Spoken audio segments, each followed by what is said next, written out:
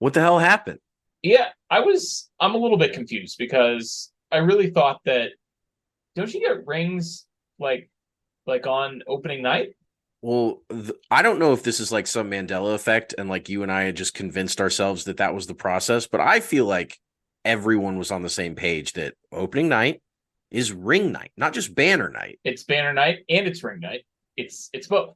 We've been talking about it for weeks, and I feel a little blindsided because I'm checking Twitter yesterday and the Chiefs are like rings tomorrow, and I'm watching my feed right now and they're getting their rings tonight at Union Station. It's June 15th. What are we doing? You know what I thought was going to happen was that maybe the players were going to like get their rings like in no fanfare today, and then like on opening night they like reveal and like the Yeah, players sure. come They out they with pass them them. out at the stadium or something, but then like Yeah, just some type of keep like it under wraps ceremony. for Uh-huh. 2.5 months until opening night, and then we'll show them off to the world. That's not what's happening. It's not what's happening at all. And frankly, I'm a little thunderstruck by it.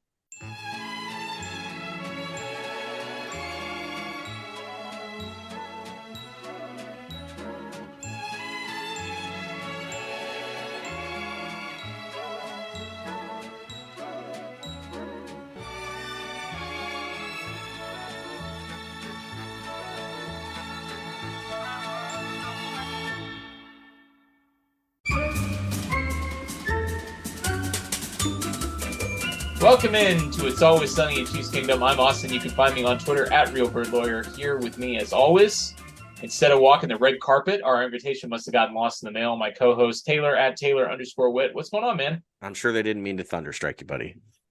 I I'm sure they didn't, but also what gives? I don't know. Add us on Twitter. Somebody explain this whole situation to me. Obviously, in 2020, they were passed out on opening night, and they were revealed on Twitter like we knew what it was going to look like beforehand. But then they Well, got sure. their rings on opening night.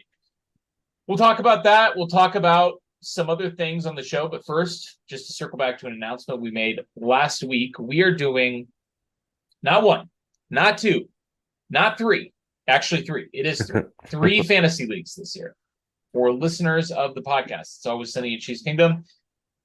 By listening to the show, you get exclusive access to these leagues. I was about to say this league, but we're doing three. For those of you that may have missed it last week, we're doing a dynasty league, which means you have all the same players year to year. You're only drafting rookies. It's really fun. I do not recommend it for beginning fantasy players, but if you've done dynasty before, it's very popular. Definitely let us know if you're interested in that. We're also going to do a redraft league, which is just your standard fantasy league. You draft once, you pick up players throughout the year, you do trades, and then at the end, everything gets wiped away. There's a winner. He collects the money. He gets a virtual trophy, and then that's done. Those two leagues are going to interact in a way that I'm very excited about, in that the two worst teams in our dynasty league are going to be replaced every year by the two best teams in our redraft league. We're going to have relegation, baby. You're going to get relegated down to our redraft league. I don't want to say that it's a lower league because, relegation does imply inferiority, and I don't want our redraft players to feel inferior, but You it's need to just going to be sell a the way of, promotion over the relegation. oh, The sure, that's a good relegation idea. is Yeah. just a reaction to the promotion. That's Sure. really more what it is. Yes, it's a promotion situation, not a relegation situation. The two teams that finish the top in redraft are going to be promoted There you to go. the dynasty league, and they will be replaced by the two worst teams in the dynasty It's all league. about the spin, But they're baby. not being relegated. They're being punished for being bad. There will be I, no tanking in this league because those teams are going down into redraft. I have to shout out my guy German Chief who reached out to us on Discord. Kaka. He said that he had been listening to the pod for a while. He lives in Germany. He started playing fantasy football for the first time last year and with some German fans. And so like this Germany thing is not just like an NFL brand attempt or whatever. Like these are real. These are real fans. They're getting into the sport. They're jumping on the Chiefs. Like we love this. So German Chief, we are going to for sure welcome you into the fantasy realm of It's Always Sunny in Chiefs Kingdom. So welcome aboard, buddy. Welcome aboard. And let me just say that I love Germany. I was there last year. I don't know how long you've been listening to the podcast, but it's beautiful. course, listeners of the show will remember that we did an episode last year without me because I was on vacation. I was That's right. flying around in a Zeppelin over Lake Constance. It was beautiful. It was lovely. It was a life-changing experience for me. One last league that we are doing, and I'm very excited about this one, is our Cutthroat League. Oh my God, it's going to be so much fun. The best. Cutthroat is the best. So this is how it's going to work. There's going to be 16 teams in that league.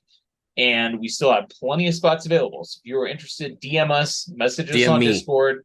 Yes, that's right. When I say DM us, please DM Taylor. I don't ever check my DMs. I check them like once or twice a month. You can't be relied on. It's okay. I can't be relied on. I don't like checking my DMs. It gives me anxiety. I don't get anxious about hardly anything, but I don't enjoy checking my DMs. Sure.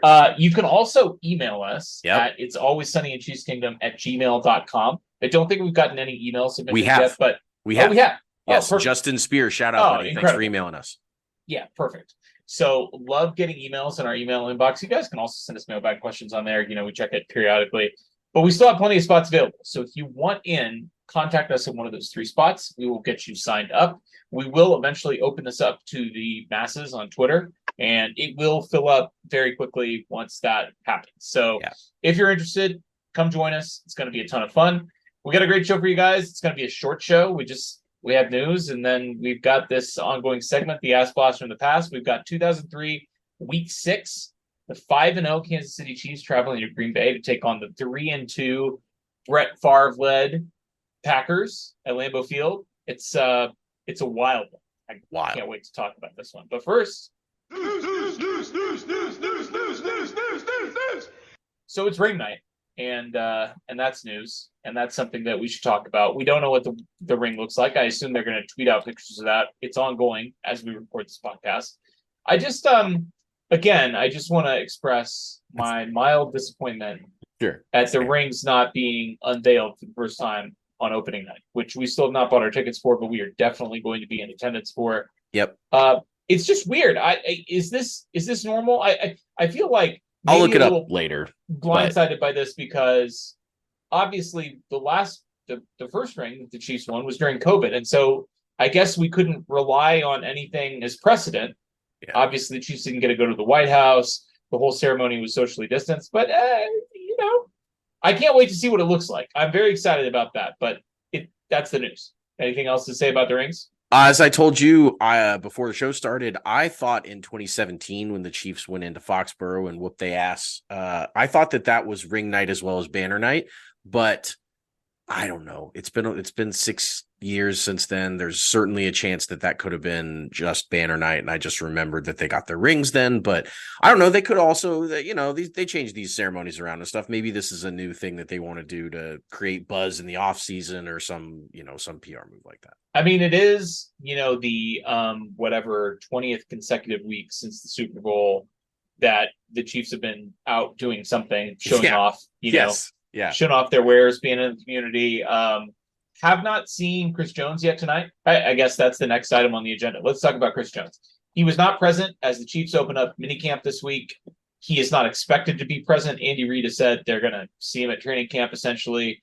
Brett Veach says not to worry. He actually was just out there in his tux looking dapper with his red bow tie, and he says, we feel good about where we're going to be with Chris. We look forward to Chris being here, not just for next year, but for a long time. I mean, we've been through this once before. Yeah. Worked out. Pretty recently. It worked out. And, it wasn't that long ago. I mean, that was just the summer. We were doing the pod.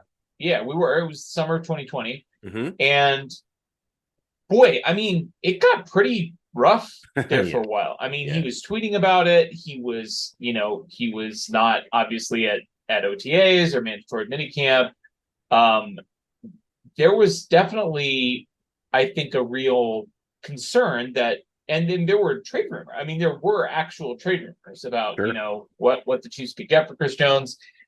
I don't feel like any of that is going on this time around, and I feel like we maybe have learned our lesson from the first time around. What do you think? Well, I guess never say never. I think the Tyreek Hill situation kind of showed us that things can change, pretty quickly in the NFL. I do think they highly value him. I think he wants to be a Chief, which really helps. He's vocal. He's a vocal guy. He was going to be a Chief for life. Of course. And 2 months ago. He's also tweeted the Chiefs better bring back Frank Clark, and they didn't do that. And I mean, there's he likes to make his feelings known, which is fine. I mean, he's a very integral part of this team, and if he wants to make his feelings known, he has every right to do that. I hope that they get something figured out that keeps him happy, that keeps him on the team. And of course, all of that stuff maybe frees up a little bit of money for this year. Maybe the Chiefs can do something fun with that. But I do want to just kind of, I don't know if I should even throw this out there, but like, is there a trade that would make you feel okay about trading away Chris Jones? Like theoretically, like not even maybe a specific player, but like, is there a trade package where you would be like, the Chiefs had to do this? Yeah, there is, but it's hard to conceive of what it is. I mean, like, right. There is a price where I would be like, okay, that makes sense. But I think, it's interesting because obviously you could make a pretty 1-for-1 comparison for Chris Jones. Chris Jones is to the defense what Tyreek Hill was to the offense. And obviously that was a shocking trade. It was a shocking turn of events, and it certainly threw us for a loop for months. And the Chiefs won the Super Bowl. I think the distinction is that Travis Kelce exists, and Travis Kelce existed, and there is not a Travis Kelce on the defense. Well, and Patrick Mahomes and Andy Reid, like they're built for offense. Even though Tyreek was the most dynamic player, they had some fallback options on offense that they don't really have on defense. So I think there is a world in which I could be happy with the Chris Jones trade. I mean, he is getting up there in age. He's going to be 29. But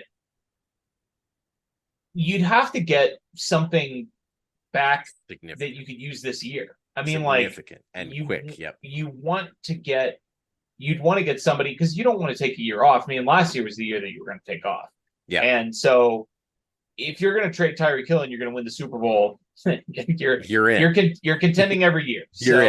You got to get some kind of pass rush help back, in addition to getting probably some significant draft capital. So I don't even know what that would look like, because if you're trading for a pass rusher, like a young elite pass rusher, who would trade that for Chris Jones? Right? Well, and where does an edge pass rusher play? You would have to get an interior pass rusher. I mean, the Chiefs are set on the edge. They've invested tons a lot of capital into it. Exactly. 2 consecutive first-round picks and there. Amenahue, and I mean, they're very well set on the edge. And so if you're going to get rid of Chris Jones in the middle, you got to bring a guy in that makes an impact passing rushing from the middle. And there aren't that many of them. You're going to trade him for Aaron Donald? Right. I mean, is that even a good trade?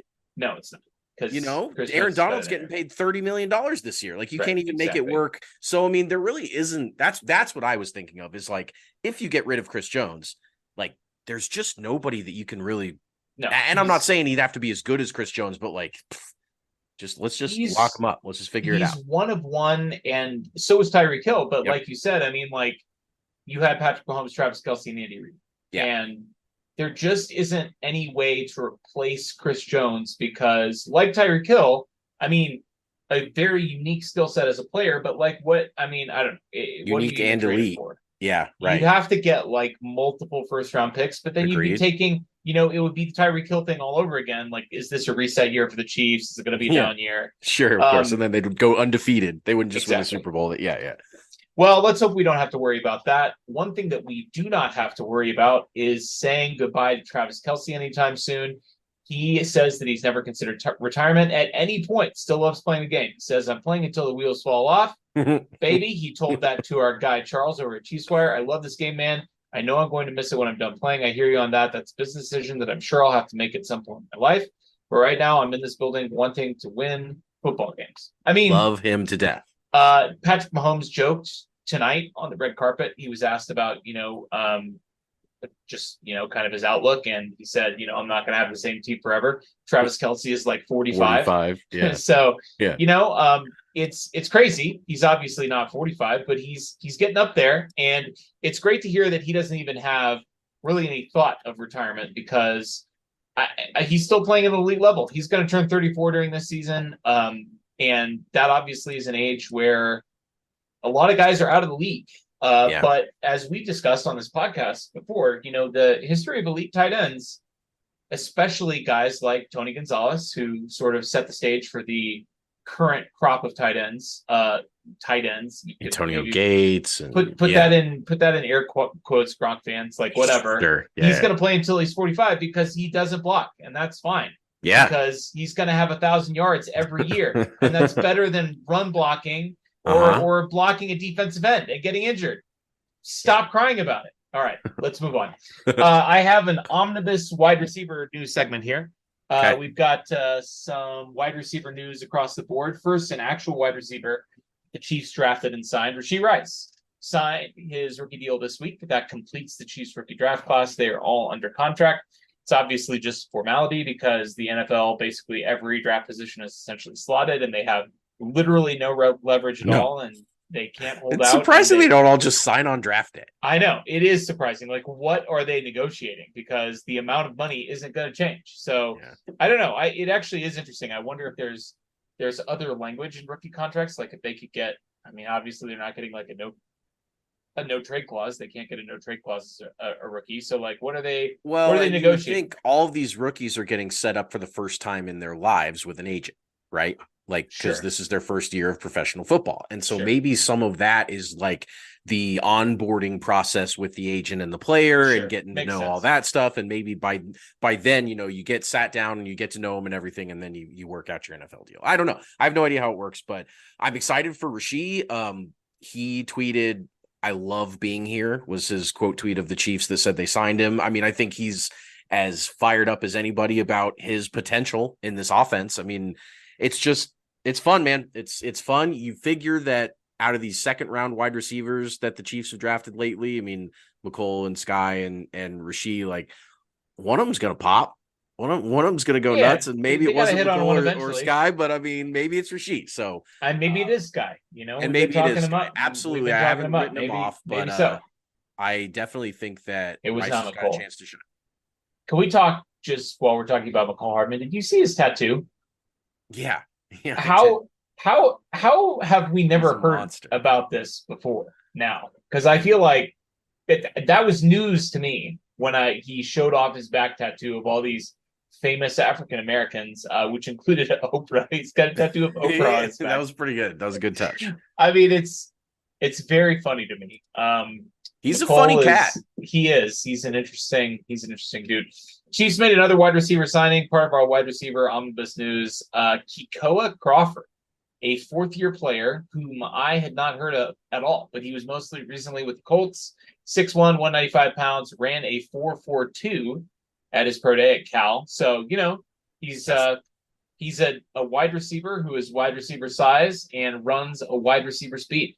Yep. He didn't get a ton of action in college. He started his career off at Michigan in 2016, and then he transferred to Cal in 2019. So he ended up playing 5 seasons, got a COVID year in there, but totaled for his 5 seasons of playing wide receiver, 1,300 receiving yards and 6 touchdowns in 5 years. So, I mean, certainly with a high of 500 yards a senior year and then no more than 270 any other year. It's not like he was a high usage guy. Obviously, I mean, he's kind of floated around, and it's his 4th year. He was on the Colts, but he never even, hasn't really done much. He's never appeared in an NFL game. So exactly. He's been a guy. But 6'1", 195, I mean, and if he can go 4.42, and if anything, he's just going to push other guys. Like, competition's good, and you get him in there, and if he runs by a guy and makes a catch, then maybe those other wide receivers perk up a little bit and try and, it's competition's good. So good luck to Kekoa, and we'll see what he gets up to.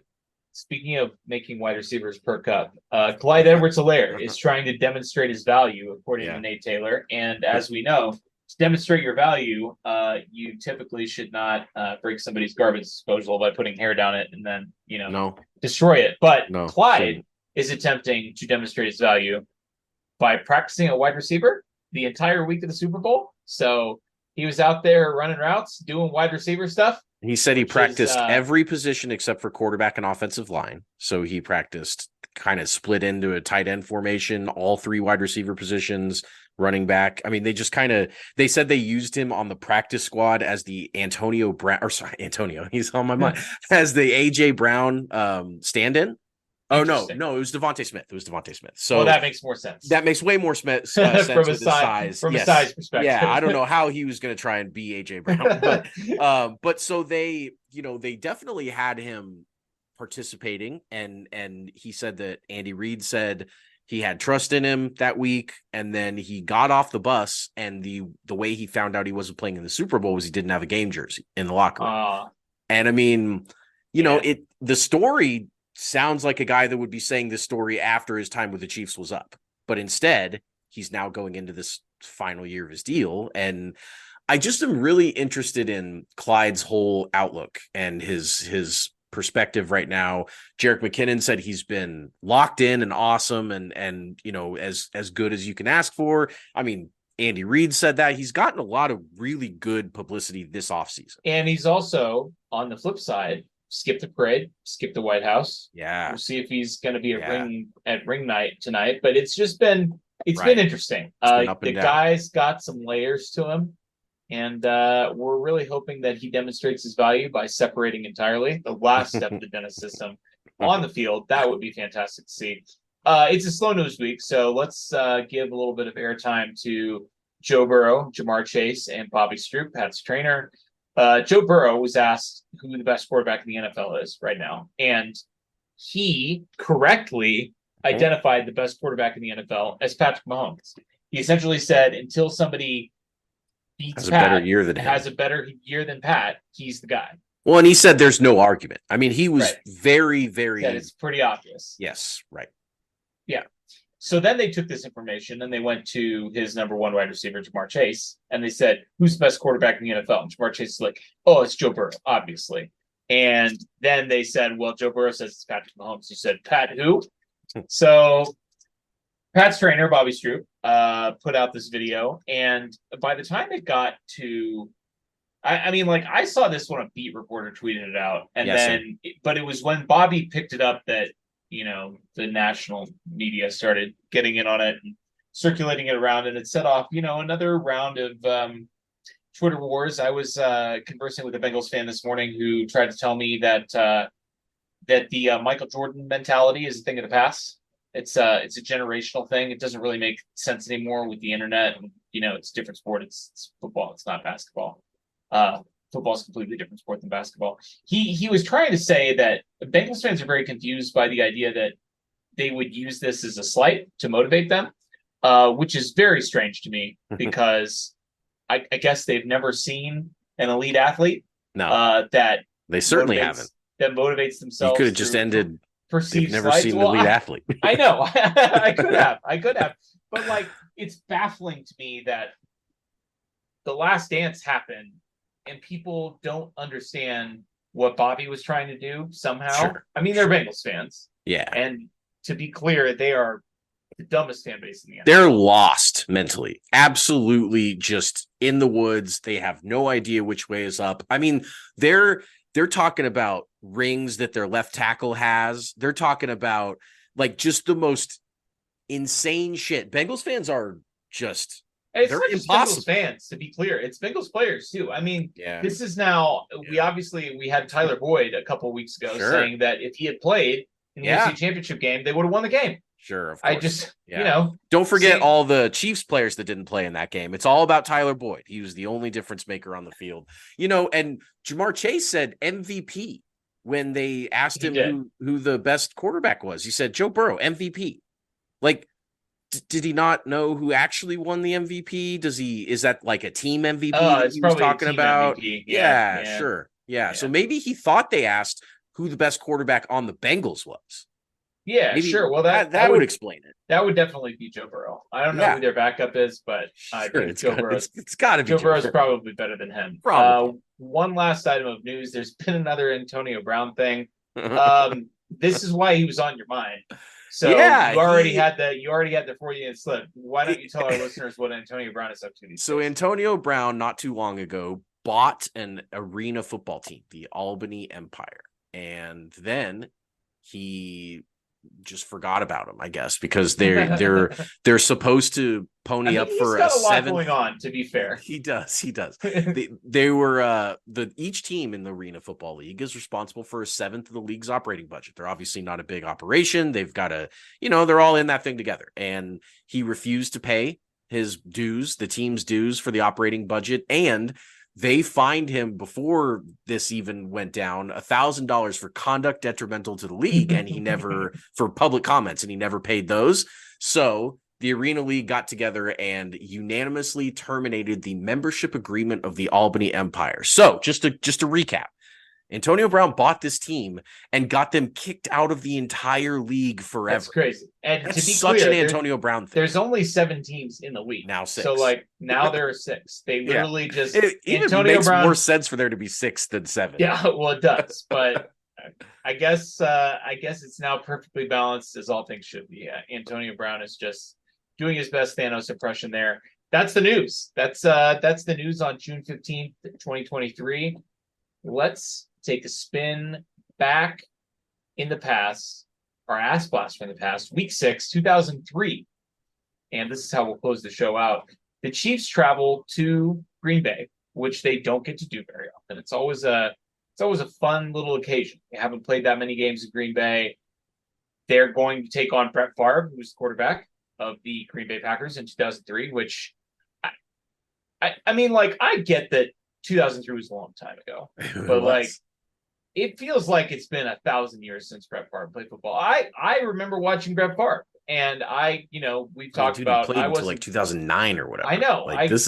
He's got plenty of gas left. In the tank wasn't incredibly plugged in 2003, but to me, I was like, oh my god, Brett Favre.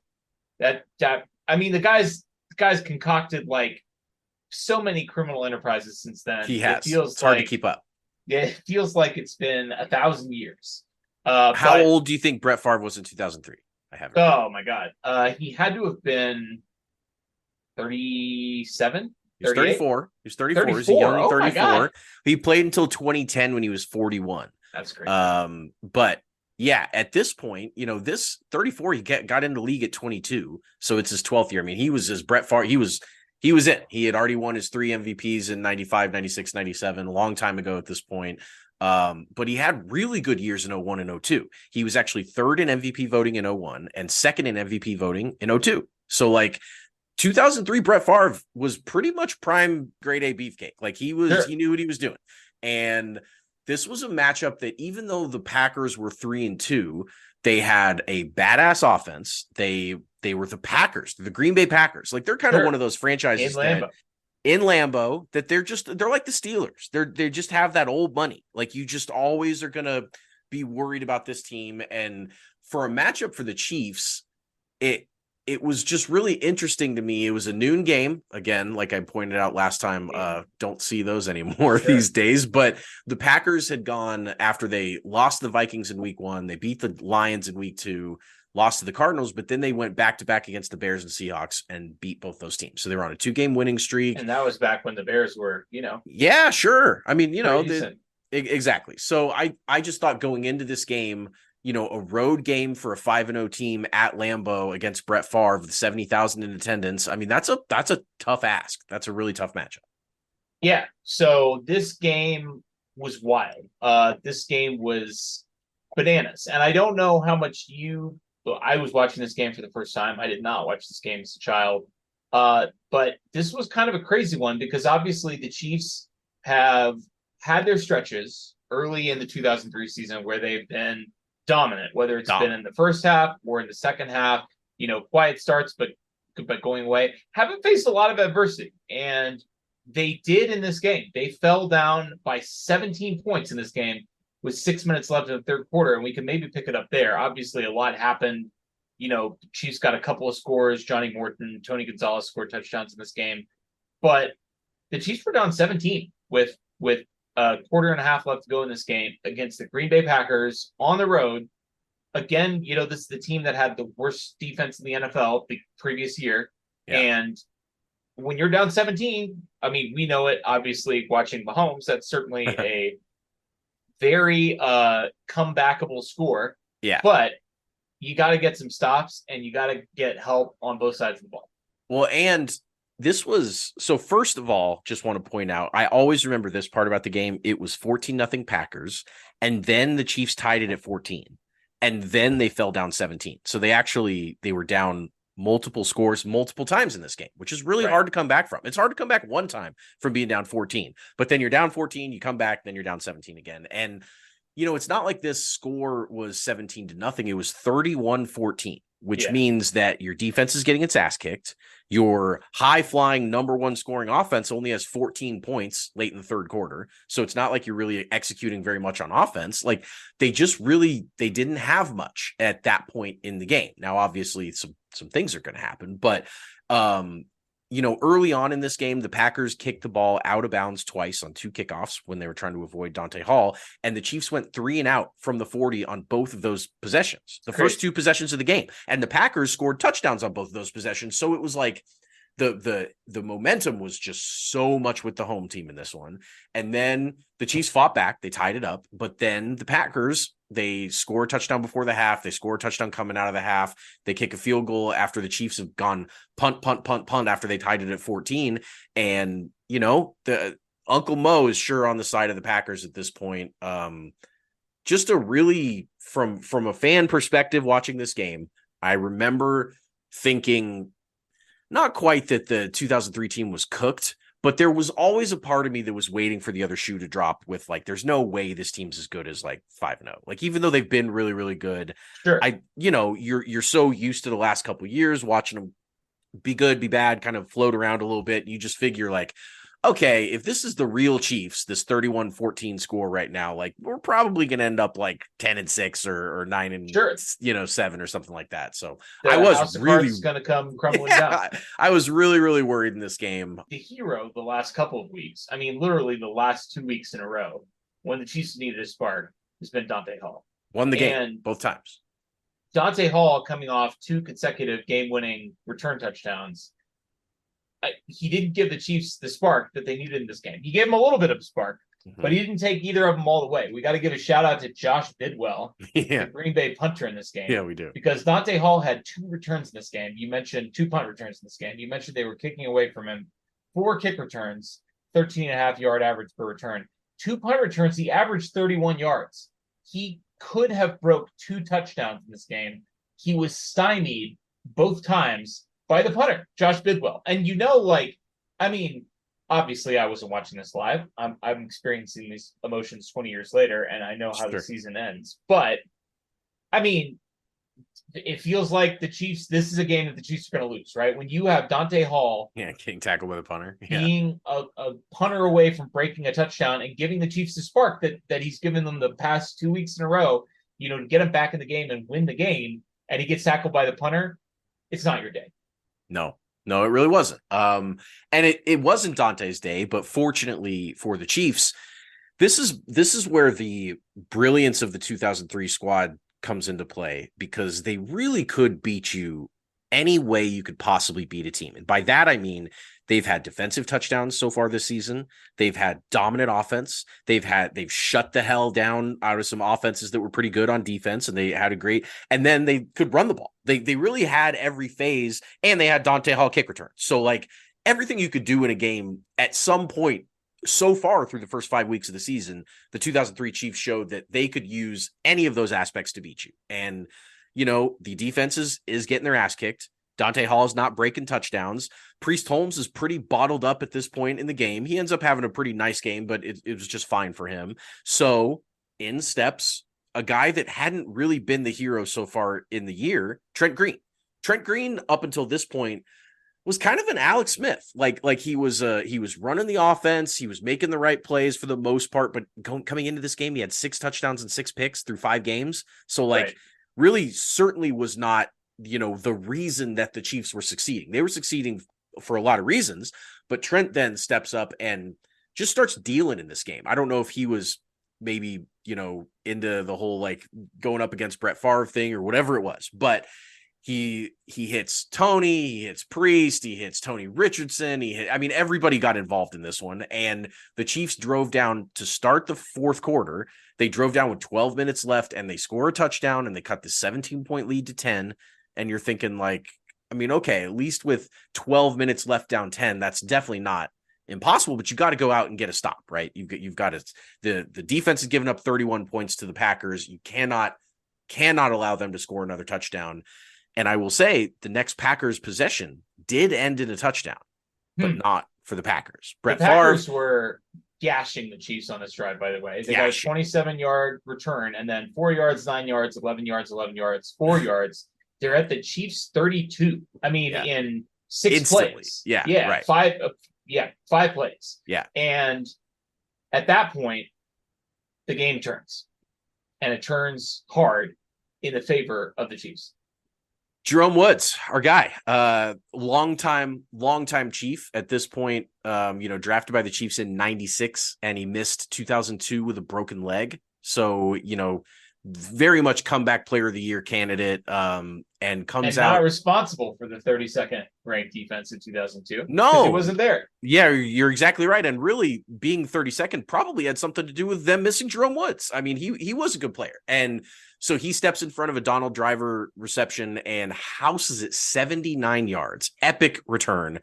Jerome Woods cuts that 10-point lead with 9 minutes to go to 3. Instantly. This game went from an ass kicking 31-14 to 31-28 in about 3 minutes of game time, 3.5 minutes of game time. So, and the Chief fence comes out and then gets an instant stop, a 3 and out. They do give up a 34-yard return.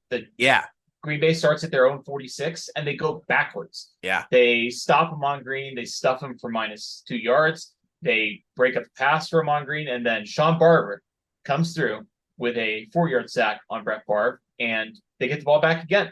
And shout out to Sean Barber because he had gotten walked off earlier in this game, got lit up, and the Chiefs thought that they were going to lose him for a while, and he ends up coming back in the game. He gets a big third down sack there in the fourth quarter. So, Sean Barber, again, proving that he was a pretty epic free agent acquisition by the Chiefs this year. And then Chiefs come out, and they're down 3 now. And they kind of move the ball down the field. They get it all the way. They go 67 yards to Tony Gonzalez on the first play of the drive. Yeah. So they go all the way from the 20 to the 13 in one play.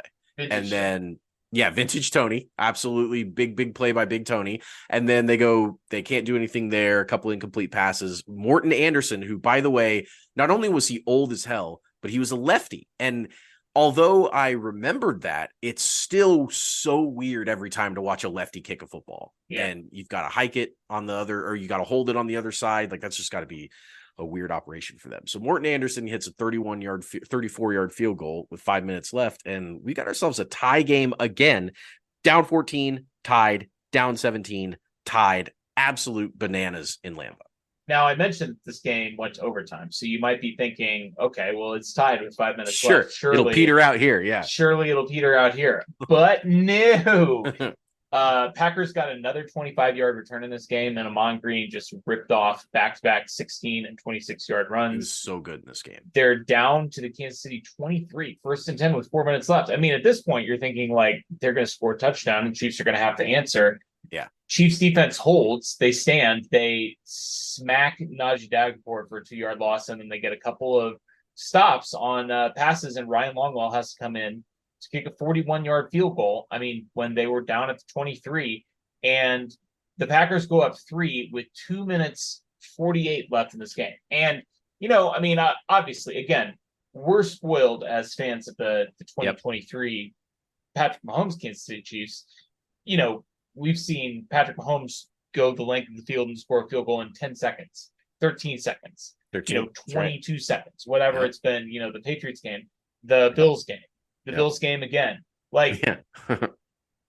This is not an easy thing to do in 2003 for the Trent Green-led Kansas City Chiefs. It's not easy to do in 2023. Sure.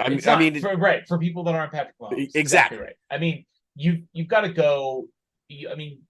first of all, the field goal percentage in 2003, which I don't have in front of me. I wish I had looked this up, but it was incredibly crude. I think field goal kickers were bad in 2003. Now, they did have Morten Anderson, who still is one of the greatest kickers of all time. But his field goal percentage was hovering right around 80%.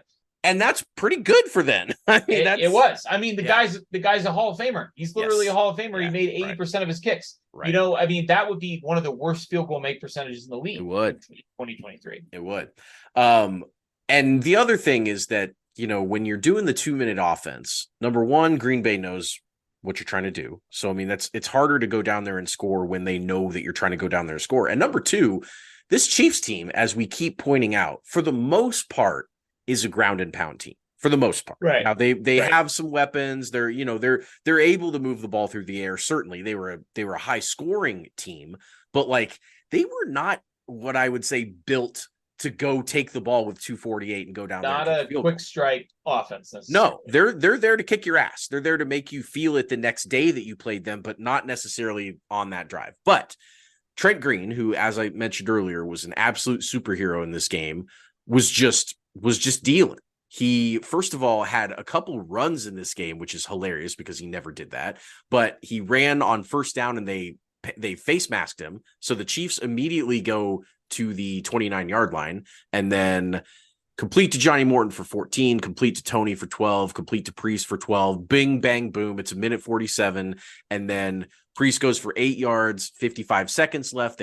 They call a timeout. They're at the 32. They're at the Green Bay 32. And then, you know, they know they've got the field goal in their back pocket basically at this point. Now they get up to the 24 and they go basically sit on the ball -1 yard. And then Priest does take a pass on 3rd and 3 for 12 yards to go from the 25 to the 13. But with 13 seconds left, you basically have to take a couple shots to the end zone.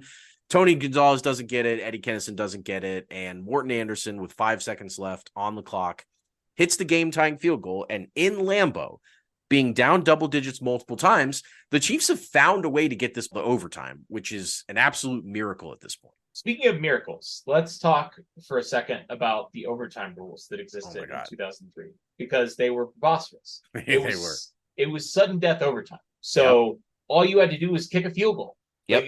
First team to get the ball. You win the toss and you kick a field goal. You're probably getting the ball at the 25 or the 30. You basically have to go like 40 yards and kick a field goal, and you win the game. I believe, if I'm pulling this number right, and I might not be, but when they made the change to say that both teams had to have the ball, the main stat to cite was the percentage of the time that the coin toss winner wins overtime, right? Like that would be the reason that you make that change. And I think it was like 84% or something. Like it was preposterous that if you got that overtime kick or coin toss, yes, it's not that hard to drive 30 yards and kick a field goal. It's just not that hard anymore. So yeah, this was in that scenario. They could have, the Chiefs won the coin toss and all they had to do was just drive down the field and kick a field goal. And that's obviously what they did, or did they? So Dante Hall does get a 24-yard return here, gets tackled by Robert Ferguson. They then run the ball 9 straight times. Priest Holmes, left tackle for 5, left tackle for 5, left guard for 7, right end for 2, left guard for 2, right end for 7, up the middle for 5, right end for 5, God, he was up the middle for 3. I mean, literally, like that's they were just going to hand the ball off, and they weren't going to risk an interception. They weren't going to. They were just going to put it in Priest's hands. They knew he wasn't going to fumble it. They handed it off 9 straight times, and they get it down to the Green Bay 33. So they're in field goal range. Trent Green throws the first pass of the drive on 3rd and 2 at the Green Bay 30. It's intended for Dante Hall. It gets broken up by Darren Sharper. One of the most hardest hitting safeties in the league. God, best video ever. Classic YouTube video. Don't look up where Darren Sharper is today. It's not a good story. It's actually quite a sad tale. Just watch the Madden clip. That's all you need to see. Just Google Darren Sharper Madden, and that'll be fun.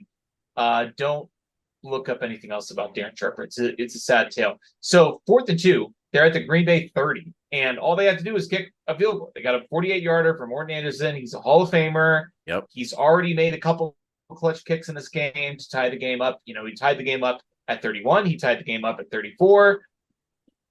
Yeah. Gets blocked. It gets blocked. Yeah. It gets blocked. Block. This was a this was a hilarious video to watch when you think about all of the Green Bay special teams mishaps of like the last good point 4 or 5 years. I hadn't thought about that. That's The a Aaron great Rodgers context. Packers, right? They're getting constantly bounced. Their field goals are getting blocked for touchdowns, like they were a couple years ago against the Niners. 48-yarder gets blocked. And Amon Green had been lighting the Chiefs up all game long. He was their whole offense. And he had 26 carries for 139 yards and a touchdown, and another 6 catches for 51 yards and another touchdown.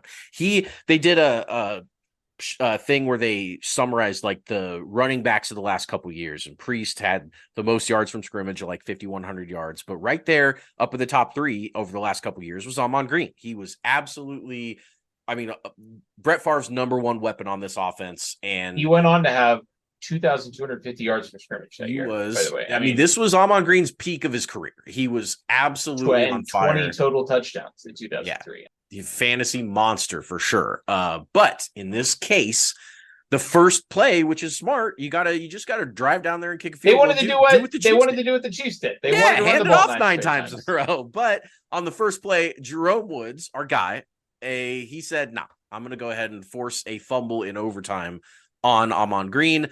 Mike Maslowski jumps on top of it. Mike Maslowski. I always think of Mike Wazowski from Monsters Inc. whenever I see his name. Chiefs take over. But that's not enough. They're at the 49. Sure. They gotta finish the job. You gotta go kick another field goal. They gotta go kick another field goal, but instead of running the ball 9 straight times, they've thrown 1 pass on the first drive overtime. So I'm sure the Packers were thinking they're just gonna hand it off to Priest again. No, they didn't. They go over the top to Eddie Kittison for a 51-yard game-winning touchdown. So just to recap, we have a 48-yard block field goal that would have won the game, then a fumble on, again, a sudden death, would have been, if the Packers go down and kick a field goal, the game's over. A fumble on the very next play, and then a walk-off 51-yard touchdown in overtime. What?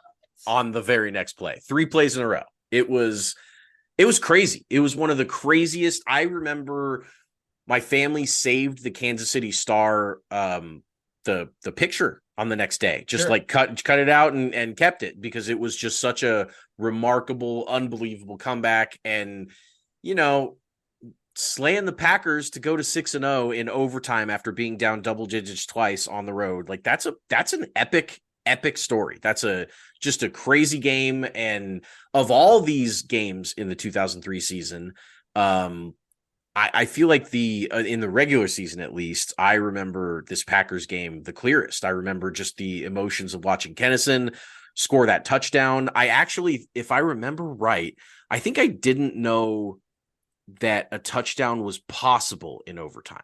Nice. I think I only remember teams kicking field goals to end overtime. Why would you ever get close? Right. You're just going to kick. Like, even if it's first down or whatever, you're just going to say, forget it, or run it 3 times. The other team knows you're going to run it 3 times. They stop you and then you kick. So like, I don't think I had ever seen a walk-off touchdown like that. And it was thrilling. And the Chiefs were 6-0, and Super Bowl, here we come.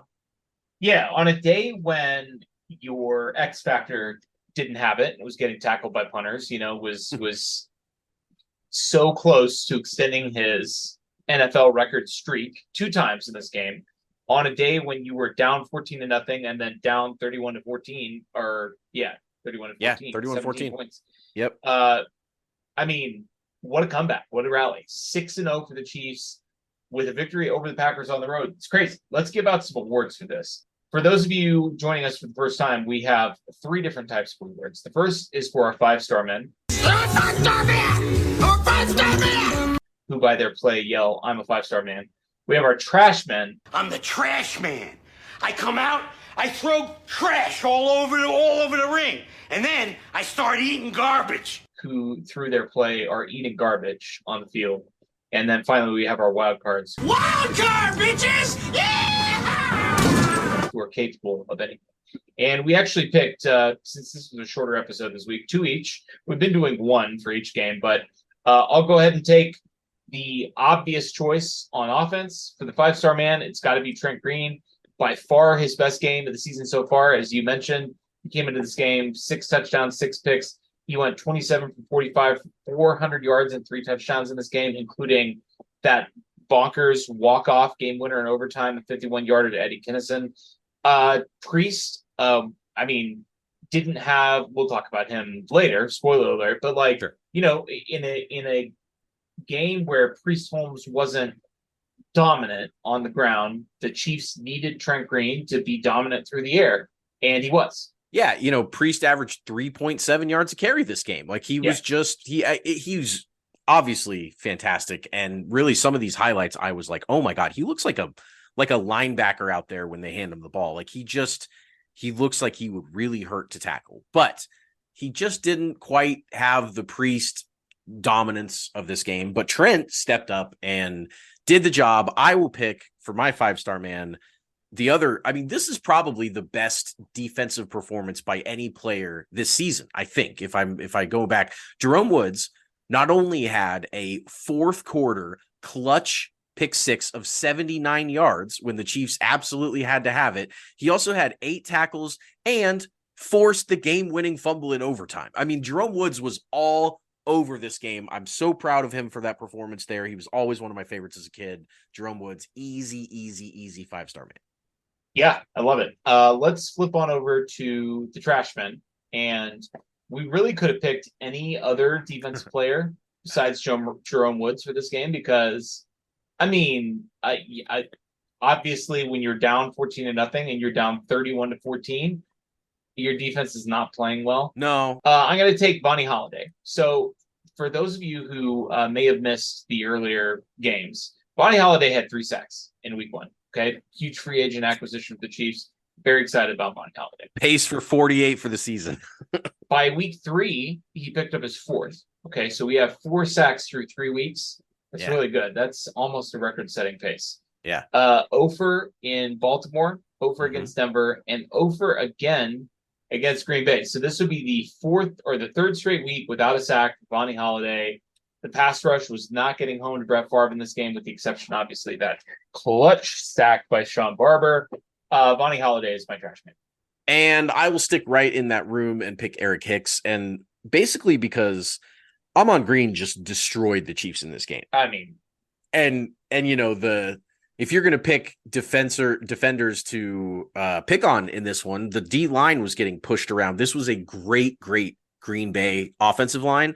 But sometimes if the other team's great, they're going to make you look like idiots. And that's exactly what they did to the Chiefs defensive line in general. Could have thrown Ryan Sims and any of those other guys up there too.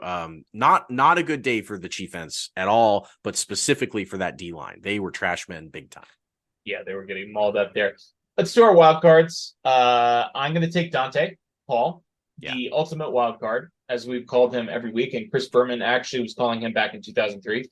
A visionary before It's Always Sunny ever even hit, the airwaves. That was back when it was just a gleam in Rob McElhaney's eye. But I'll take Dante because he was capable of anything in this game. He just didn't quite do the things that we wanted him to do. I mean, the second tackle, the first one, he kind of gets ankle tackled trying to run by the punter.